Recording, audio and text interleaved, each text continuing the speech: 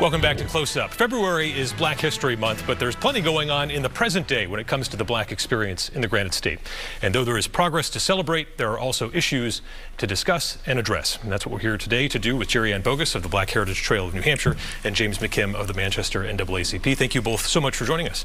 Thank you for having us. So let's start off with something that's very big picture and happening all around us, but we might not see it as a day-to-day headline, and that is the slow but steady demographic change in New Hampshire. James, what's going on in the Granite State?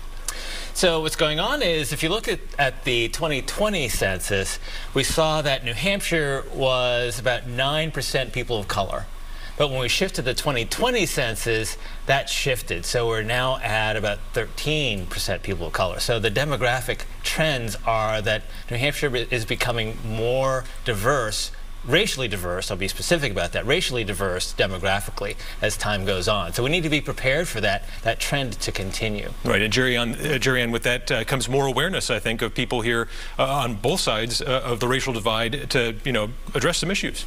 Absolutely. I think one of the first things that we look at is that New Hampshire has always been talked about as one of the whitest states in the Union, and it has never been one of the whitest states in the Union.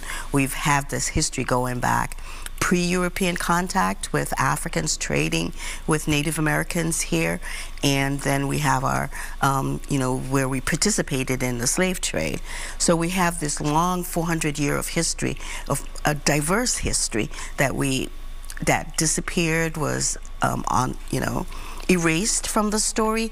And so that we at the Black Heritage Trail, that's our goal, is to bring these stories back to life, to break stereotypes, because these are empowering stories. These are strong stories of people really living that New Hampshire motto of live free or die. They're fighting for their freedom and living in a state that exposes those qualities. There's remarkable black history in New England, and it's right there for people to learn about if they want to. Absolutely. So, Black Heritage Trail of New Hampshire for sure. So let's talk about some issues here. Soon enough, it'll be 4 years since the murder of George Floyd. We know that racial progress in America often takes a model of 2 steps forward, 1 step back. But are you surprised at all at how swiftly the country went from the unity of that moment and the marches afterward to now some of the division and even the rewriting of history we see around his killing? James? Surprised? No. I mean, we've been through this before. 1954, Brown versus the Board of Education, and the 60s with the death of Martin Luther King. So there's always this, as you said, the 2 steps forward and 1 step back.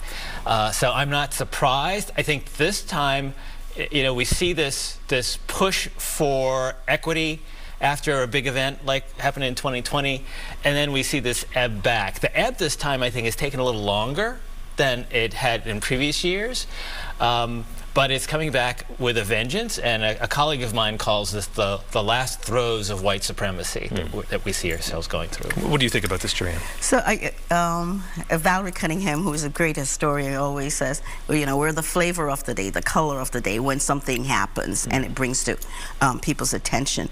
But I think this time with the George Floyd murder, people wanted to know how we got here. So there was this real push to look at historic facts on how we came here. How come I didn't know this? And for me, once you have that knowledge, you can't go back. So the group, we are moving slowly forward, and God knows we can do a lot better than we do. But you can't unlearn or push that genie back in the bottle once we start looking at this. It's the individual's responsibility then to move on. We've lost some favor. A lot of nonprofits who got a lot of funding during the George Floyd era saw that decrease, right? There was all this push for diversity. D&I organizations all around were cropping up in the workplace, and now we've seen the ebb, for that. But organizations, what I really love about New Hampshire is that, especially here now, we have these institutionalized organizations that are there creating this critical mass, that are not stepping back. The Center for Justice and Equity, the BIPOC, the Business Association for People of Color, the Black Heritage Trail, NAACP's three in the state working, right? Nashua, yes. Manchester, and Portsmouth. the Health and Human Endowment for Health, you know, so there are these institutions that are still doing that work. We're only going to see that continue to grow as the demographics change. And we've got some great art groups that are doing great things. Like Manny's group in Nashua is doing some really good visible stuff. You know, we're having murals in cities now that we didn't have before that encompass our populations. Mm-hmm. One of the big discussion points in the community right now is something that happened to a black bank executive in Portsmouth towards the end of last year. Mamadou Dembele says he was attacked downtown in a racially motivated assault. This is still an active investigation, but it's very important to a lot of people to see this resolved. So what needs to happen next, Jerry? You live out there. So the issue is still under investigation. There have been some complication and conflict of interest, so it's been going from different departments, and they should be wrapping up the investigation soon and making an announcement for an arrest. What are your thoughts, James? So, interestingly, we just had a conversation with Attorney General John Formella, Assistant Attorney General Sean Locke of the Civil Rights Division, and Commissioner Bob Quinn from the State Police, and got a real good sense of where this has been and where it's going. And there's certain things we can say and we can't say.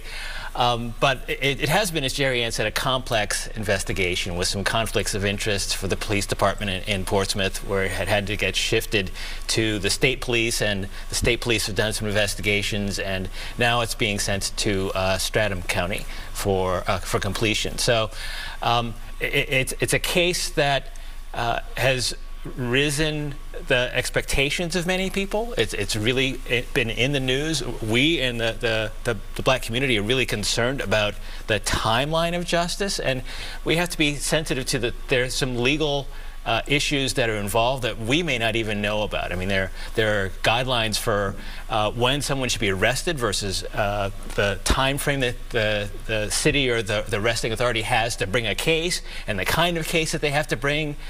So it's really complex, and it was really good to hear what that complexity is. And I encouraged the AG's office and the county folks to at least explain what the process is. And there's always this reticence, well, we don't want to get into the details of the case.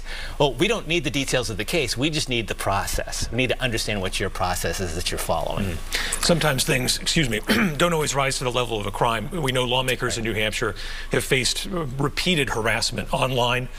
Primarily, this is the work of one individual, and thankfully he seems to be a bit of a lone wolf. But at this point, he's at these people constantly. Representative Perez of Milford, Representative DiLorenzo from Newmarket. How do you think this should be handled? Because maybe it doesn't cross the line into criminal activity, but ignoring what's going on, it leaves these folks on an island to endure this harassment on a daily basis. James. So what I'd say is, as we did with Mamadou, a number of us came together and we're supporting him through his trauma. And so while there is this distinction between hate crimes and hate incidences, when there are these hate incidences, well, first of all, we still encourage anyone who's been attacked to report that attack, no matter what it is. But also, we as a community can put pressure on whoever may be the perpetrators, and we need to send this signal, and it's not just us in the black community, but everyone needs to send this signal that this kind of behavior is not tolerated here in New Hampshire. Yeah, I was really encouraged when we had the rally to raise awareness for Mamadou's incident, that in the pouring rain, it was raining that day, and we had over 100 people come out just to listen to what we had to say. We had our institutions there, and we had the community there to come and support. So incidents like this, we know Mamadou is well connected. We do this not just for the people who are well connected, but for those kids that may not, or those individuals that may not, or the people who don't know where to go, you know. So the stronger we are as a community, and with this institutional backing now, the more vocal we can be. And you know, we rely on our allies in our community, and if we bring this to the forefront, you know, justice has to prevail, you know, and you call these people on it, these lone wolves or whatever, you know, the voice of justice has to be stronger than that. Right, and I do want to touch really quickly before we go on one moment in the New Hampshire primary. Again, the criticism has always been out there in New Hampshire, too white to hold the first in the nation primary. There's kind of a rich irony to the fact that, you know, the most important sort of moment on race in this primary process happened in Berlin, New Hampshire, when someone got up and asked Nikki Haley what was the cause of the Civil War, and she declined to say anything about slavery. What were your thoughts when you heard that, James? So my thoughts were, technically she was correct, because the government controls what happens. But the reason the government wanted control in the South was for slavery. So a little bit of a missed opportunity there for her. And I don't know whether that was calculated on her part, because, you know, people in the South don't want to hear that slavery word. So she may have been playing a little bit forward with that. So complicated. I kind of understand the somewhat pickle she was in, but by the same token, if she should have been brave enough to use the slavery word. Right, and Jerry Ann, I know you had Tim Ryan here in 2019. How important it is to get these candidates in 2028 on that Black Heritage Trail to see what New Hampshire has to offer? I think the more we raise awareness for this, you know, New Hampshire, we may not have that critical mass of people of color, but we have the stories, we have the same incidences that all the other states are experiencing. Our advantage is that we can go straight to our legislator. They're right there, and we can bring it to the forefront quickly. All right. Jerry Ann Bogus, James McKim, thank you so much for sharing your perspectives. We appreciate it. Sure. Thank you so much.